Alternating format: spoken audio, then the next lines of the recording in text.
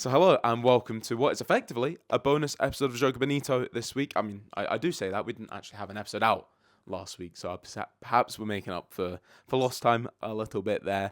But I'll tell you what, this episode is well worth it because me and Fraser were actually out at the Homeless World Cup last week, hence the lack of an episode. As much as I wanted to sit Fraser down and sort of just grill him on a United nil Ray for others won a couple of weeks ago, that's taken a little backseat as me and Fraser went out to Oslo for the big competition. Our last episode of Joga Bonito, if you've not seen it, check it out, was all about the Homeless World Cup. We got to Hampden speak to the Team Scotland boys. The players had a fantastic tournament out there in the end, as well as Derek Ferguson and Jack, the coaches. And then we had Matt from the Homeless World Cup on, who gave us just a bit more information and championed the competition fantastically. And as soon as we had that chat with Matt, me and Fraser were both in a bit of a rush to get to work that day, we have to say. But we stopped and looked at each other and just knew, you know what, some way, somehow, we need to be in Oslo. So we booked our flights last minute, got all the details sorted. We went out there and we were there from Sunday to Wednesday last week. And I can safely say, generally me and Fraser have kind of said this to each other, it was 3 of the best days we've ever had because it was phenomenal. We had such a good time. The competition was superb.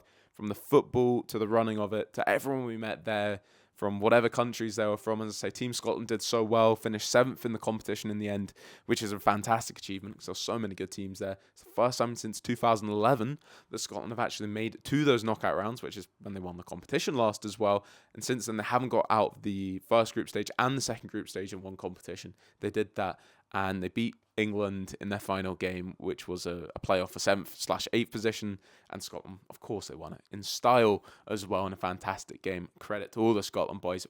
Brilliant with me and Fraser. We had such a good time chatting to them. But this whole competition in general it just blew our expectations out the water, how much fun we had from beginning to end. And today you're going to see 2 interviews with Kasal, who is a former professional footballer who was at Fulham, had serious injuries in his career, but has forged out such a cool story and what he does. And he's actually part of the choreography team with Ted Lasso. So he took some time out to fly out to come to the competition. He loves the Homeless World Cup and was such a cool guy. We love chatting to Kaz as well. He was brilliant. So thanks to him for coming on. And as well as that, we got a big one. And so we got to speak to Mel Young, who's actually the founder of the Homeless World Cup, the man that had the idea behind the competition.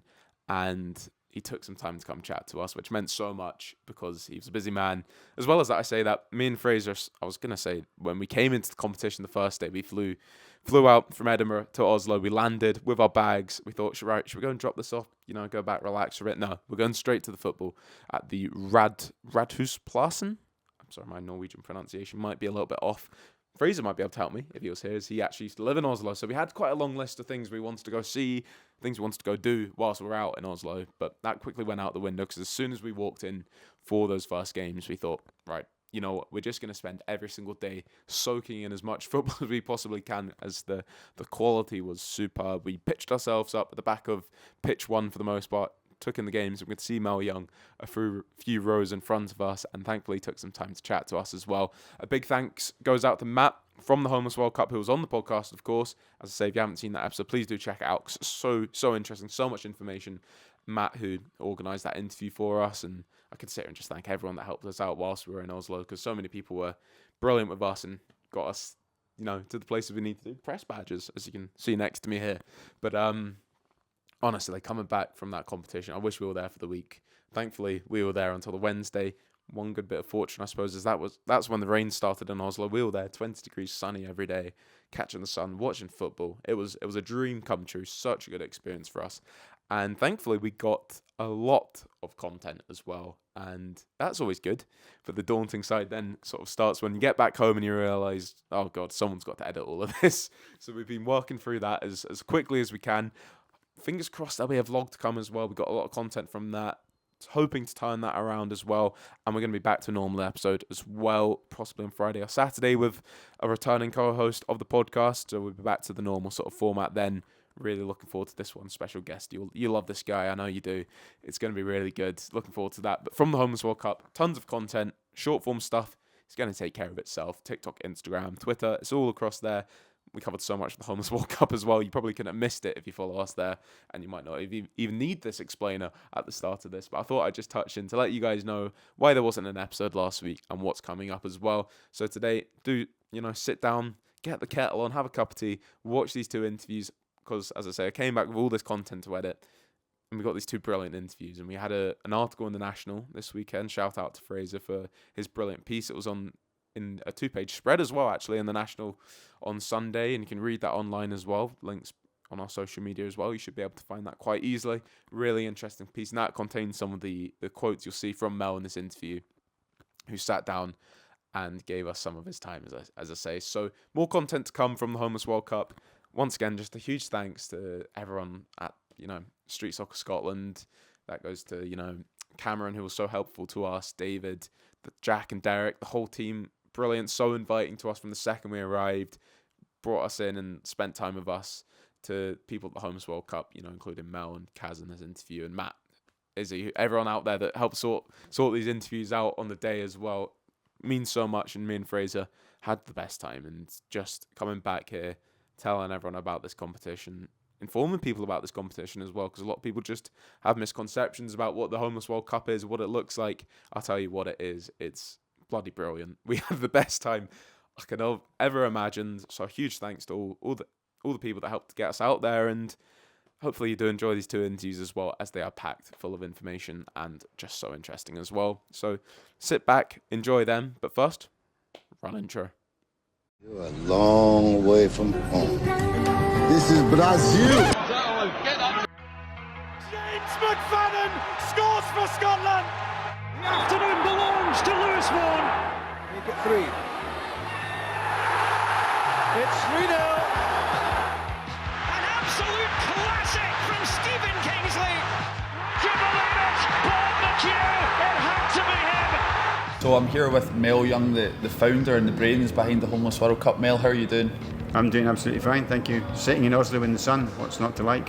I know, honestly, it's been fun. We've been here for a couple of days and the sun hasn't stopped shining. I know. And it's a festival of football out there, and it's all, like, we've seen you enjoying in the games as well. What's it been like for you so far in this tournament? Well, it's always, organising the event, first and foremost, you've got to make sure all the logistics are working and everything is fine. We've got a really good team of people and a very strong partner locally.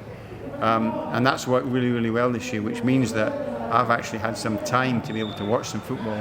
I go to a lot of these competitions over the years, and I'm just so busy doing other things.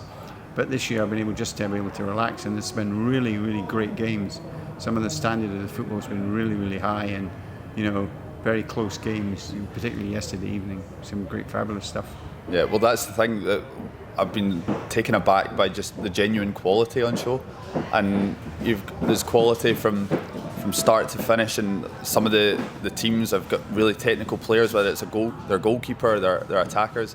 It's fantastic to watch, isn't it? Yeah, I mean, it is actually fantastic to watch. I mean, what we're doing all the time is trying to get, as the competition goes on, teams playing at their own level. So some of the really good teams are playing against each other, not so good teams are playing against each other. So you get very, very close games. And of course, the street soccer that we've invented is 4-on-4. It's a very, very fast game. But now you've got the teams practicing in this way all year to come to this event. So what happens then is you've got goalkeepers who've been kind of coached and trained and know where the penalty area is, and so on and so forth. So they're technically very good now. There's some spectacular saves I've seen, and some great goals as well. Yeah, and you mentioned there you really did invent this. This is your idea, and you wanted to invent a game that was fast and furious, and goals would be at the forefront of each match. So can you just talk? I believe the story goes that it was maybe just over 20 years ago now. You were out for a few drinks with your friend from Austria. That's right.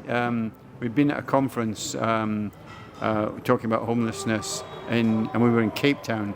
And a number of us have been working in the area. I've been working with homeless people since 1993, and it was a really good conference.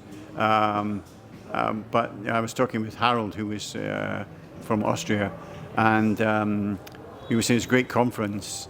We're really, really inspired by it, and we're exchanging information globally. But there's no homeless people here. How do we involve them in the same experience so that they get something that's really impactful? And we thought there was all sorts of problems with doing that, like visas and all sorts. And then language. it would be a problem. So we said, no, but there is an international language called football. And we both loved football. Harold played semi-professional a bit in Austria, and I just wasn't very good at it, but I loved it. And so we kind of were mucking around, and we said, right, I said, there's some of our guys in Scotland to sort of kick a ball around, so we'll be Scotland. And he said, okay, I've got the same, we'll be Austria. So over a pint of beer, we shook hands and we said there's going to be this game between Scotland and Austria, which I said, look, mate, we'll win, we'll beat you, okay? And he said, no, we're going to win. So we were mucking around, okay, a bit. And then we drank some more beer, and by the end of the evening, we'd invented the Homeless World Cup so that not just Scotland and Austria were playing, lots of countries were playing. So then the next morning, we met in the hotel where we were staying for breakfast. And we said, that was a great conversation last night. Will we leave it in the bar or will we do it? Because you can have these conversations sometimes, and exactly. As you know, you just leave them in the bar. But we said, no, let's make this happen. And so then over the next 12 months, we came up with this notion of not just how the homeless guys would be involved and the teams would be created, but actually how the game would work. So, we on the back of a napkin, which will be somewhere, is the pitch and the 4 players and how it was all going to work, okay? And we did want to create a game that was really fast and so on. And some of those were issues around, where the homeless guys are. So we wanted it to be where they were, which was in the city centre. So then we could only have a pitch of a certain size. Also, 11-a-side pitches are usually in the outskirts of cities, or you have to bus people together, so they were problematical, and at the same time, our homeless guys at the time anyway weren't necessarily that fit, so running around a big pitch wasn't maybe an option. So there was rationale for doing this, and then so we created a game which was short, 7 minutes each way, with a minute in between, the number of players, the substitutes and so on, which was set up for the people that we were working with. But also, because of our love of football, we said this will be really good to watch as well. So it's proved. Our guys that are playing really get into it and change their lives. But then people come and watch and they go, wow, this is amazing. And I have seen, like last year even, the Mexicans won with 10 seconds to go. They scored the winning goal with 10 seconds to go. I've seen teams being, 3 goals down with 30 seconds to go and lose 4 goals. And no matter even what team you're supporting, I mean, the crowd's on its feet because it's so fast and exciting, kind of football at its best. So we wanted the football part of it so important. Obviously, our goals are to change people's lives through football, but that getting that game right, the rules right, is really important as well. Exactly, and it's high octane football. And my heart's been going for every match almost that I've been watching. But you talk about there, you've invented the game, and you've been sitting back and watching the game. You've had an opportunity to do that. What must it feel like for you to know that you're sitting back? You've got such a fantastic event here that it's your product, and you've helped over 1 million people, 1.3 million people, I think you've helped. It's 1.5 now. 1.5. Well, there you go. So 1.5 million people you've helped since starting in 2003. Can you just talk about that and what it feels like? Yeah, sure. I mean, I'm immensely proud, obviously. But it is kind of beyond dreams. When we started this, Harold and I came up with the idea on the back of a napkin and stuff. We were using our imagination. We were very innovative. And people said to us we were mad. He said, look, we're going to do this. And people said, you're crazy. That's not going to work. You're not going to change people's lives, blah, blah, blah. And it was quite hard then. But, we had quite a good imagination. But if you'd said to me, right, okay, in 20 odd years, you're going to be sitting in the middle of Oslo and there's going to be hundreds of people watching, all these games taking place, media people will be coming, personalities will be coming to support it, there'd be a movie about you, blah, blah, all of this sort of stuff. If you'd said that to me, I would have said, you are kidding me on. That is beyond wildest dreams. So this, sitting here like this, is beyond anything we could have imagined. And so we're really, really proud, not only of this event and, people are enjoying it and getting something out of it, but we're changing people's lives. So it's really fabulous. I'm glad we had the beer.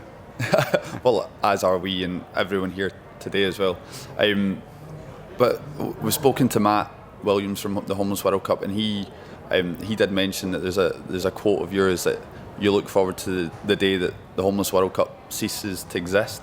So going forward, obviously it's a fantastic event, but ultimately you're working towards ending homelessness and dealing with the issues that the event is surrounded by. So what are you hoping to see in the next few years as the event continues to grow, but lives are also changed? Well, I mean, ideally, our Uber always is not to exist because there shouldn't be any homelessness in the world.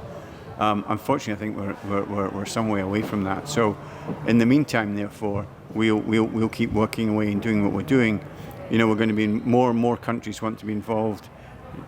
Just now, more cities are arriving, wanting to host it. It's almost becoming very competitive now, which is a good thing. And so we want to be bigger and better in terms of our quality of delivery and everything. But we want to change more lives. So you can see here this works. We've created something that works, so that new countries are coming, and we're saying, yeah, we'll go there because there are homeless people there, and this works, so it will change their lives. So the challenge going forward is just how big is this getting? How many more countries are going to come? And the women's side's really starting to develop as well. I mean, these are all positives, but we have to think about how we're going to manage all of this. So we just want to do more and be better at what we're doing. And then, at the same time, we've created a conference series just over the past couple of years, which is looking at what we're talking about, the system failure. So yeah, we're all doing good work, but the challenge is as soon as we move some of our guys on, and a lot of them are changing their lives, somebody else comes to take their place. So it's just never ending. So we want to get to a situation in the world where people stop coming onto the streets and stop being homeless. But I think, unfortunately, that's a way off, as I say. But we will engage with governments and anybody who wants to talk to us about how we could create policy shifts just to stop it happening, because it's horrendous for the people who are involved, obviously. Yeah, and it's fantastic. The football really is the centre point of the event, but there's so much more, as you say, the forum that's going on as we speak, and it's the work that you do is fantastic. So, Mel, thank you very much for your time, but I can't let you go. We're a Scottish football podcast, and we're aware that you're a Hibs fan, and you're a season ticket holder. You must be loving life at the moment with their start to the season. Yes, it's good to be down at Easter Road at the moment. Some really good football, and also good prospects going forward, I think, actually, as well. It's really exciting and great to see. I'm loving watching it, loving it. It's great. But the way football goes, it can take you up and put you down again. But I think we're in a good place. The other thing I would say, just being here, though, being a Scot here, I've been, obviously, because I'm the president of the international organisation, I'm completely neutral in everything that I'm doing. But Scotland are playing really well. Scotland are winning their games, and it's just great to be a Scot watching that happen. And I've seen Scotland win the Homeless World Cup twice, actually, once in Denmark and once in Paris. So I can say I've seen Scotland win the World Cup, and it isn't a lie. Exactly, and you might see them do it again. They might do it, but they're doing all right. There's some really good teams here, but Scotland are holding their own, okay, yeah. Yeah, they really are. Some of the most intense games so far have been with Scotland involved, which is normally the way of it. It's normally the way of it. And the past two times they've won as well, and they've not been the favourites as they went into the final. It's typical. And then they won both games, so and won the World Cup. Yeah. So that's the way we like it in Scotland. That's the way we like it. Plucky underdogs. Can't do it any other way. Exactly. Well, listen, Mel, thank you very much. I hope you enjoy the game on Thursday. If you can find a place to catch that it's a hard one, but I think Hibs can do it, but it's not straightforward, but fingers crossed. Exactly. Well, Mel, thank you. It's a genuine pleasure. We love absolutely everything that you've done. The two of us are having a ball here, great. I hope that you enjoy the rest of the tournament. No, it's great you come along. I'm glad you're enjoying it. I can tell you're getting into it, but I think anyone that's into football can't help but like this. It's just magic. Exactly. Yeah, it's a week of magic going on here. Yeah. So thank you very much for coming along and speaking to me. Thank you. No worries. It's been a pleasure. Thank you. Cheers. So we've got a very special guest with us here. Kaz, thank you so much for taking the time to have a quick chat. Could you just let us know who you are and what is that brings you to the Homeless World Cup? Yes, I'm Cassidy Casal, former professional footballer. Now a production manager and choreographer for film and TV. I direct all the football on Ted Lasso. And the Homeless World Cup organisation reached out to me, talking a good 4 years ago now. So I've been an ambassador for them for, some good time. I was out there in Sacramento, that was my first Homeless World Cup, which was a great experience, and just the cause, trying to do our best to help rehome homeless people, and also to bring all of these countries from all over the world into one nest. It's a real family atmosphere, making them feel special, making them feel like they're seen. So, I think it's a fantastic cause, and I'm glad to be here out in Oslo. Yeah, absolutely brilliant, and I'm sure people listening can hear the noise of the games behind us out there. We've came out and we've been trying to get as much content as we can, but hands up, we've been just sat down taking in the games for so much of it because you can't help. But what a fantastic atmosphere it is, as well as, for such a good cause. Yeah, of course. Like, it's just as you said, it's just captivating. I'm out here, they've asked me to do quite a few things, but once I go past the pitch, I'm like, just stood there, just watching. Some of the quality is unreal. There's some top players here, and I've said it time and again, some diamonds in the rough. Kone being one of them, who literally just signed for QPR. I watched him play a couple times for Wycombe Wanderers last year, and the fact that he's come from this competition is just unbelievable. Yeah, I mean, that story, honestly, is the kind of thing when we were researching the tournament a bit more and seeing the name, and obviously the move to QPR is so big for him as well. Yourself then, career in football as well, How does that help you look at football in a different scope? Like, we've been speaking to Derek Ferguson, who played for Rangers, and how much he's clearly embraced coaching the Scotland team as well. For yourself, your story in professional football and what football can sort of mean to people on so many different levels. 100%. I've always said that football is a universal language, and it is the number one sport on the planet, hands down. For me, getting into professional football so young, and then having a major injury so young, which kind of detailed my career, it gave me a kind of thought process to realize, okay, as much as I love football, I got to think, what's next? And it was a really tough time, knowing that you've given so much to football, and you have that type of injury. I think the blessing from it was me thinking, okay, what's next? Start studying film and TV. Had that in my back pocket, and now also going into coaching, because I have my UEFA A license badge. And I am currently also studying for my UEFA Pro license. So having all of these things in my artillery, it makes you look at football in a different way. I can look at it from an on-the-pitch player, and I can also look at it from a coach's point of view. And then taking it into film and TV, mixing that all together, it stands me in good stead. So I've been lucky enough to have all of those things in my plethora. Yeah, I love that. And I mean, I think you can clearly see for so many of the guys out there that football is an outlet. Whatever their background might be, watching some of the guys, some of them have some serious skill. So there's serious techers out there. I'm sure some of the guys must have been on trial at clubs, but then you see other teams maybe here for the first time and just scoring one goal, and they're hugging and embracing, and that's what it's about. So just how football can be an outlet, no matter what your background is. 100%. That's the beauty of this competition. Everybody's here for one reason, and that's just for love. So it doesn't matter who wins the competition. Everybody's here just to have a good time, to be seen. To feel that family vibe, and I appreciate, everything the Homeless World Cup is doing, to kind of give that platform to these participants. Mm-hmm. And I hope you don't mind me asking as well, you mentioned at the start of this year, involved in Ted Lasso. Yeah. A lot of people, including two of us, when we heard that, we thought, oh, is Ted Lasso still going? We're very excited to hear that. Is there much you can say about Ted Lasso and ongoing, or...? There's not much I can say. Yeah. All I will say is that Ted Lasso will never die. Okay. That's the best thing to leave it as, and believe. Believe, yeah, that's a line from it, 100%. So, as well, obviously, you mentioned you've been out in Sacramento just to finish off a couple of years ago. Opportunity comes out to Oslo, just like us. We jumped at it. So happy we came out here. Got to be loving this competition. Of course, this competition is unreal, and the levels, there are some ballers, Sacramento, I saw quite a few, and in Oslo, it's like the levels have just stepped up even more. As I mentioned just before, obviously everybody's here just for the love, but the competition is fierce, so I'm looking forward to how the rest of the week is going to unfold.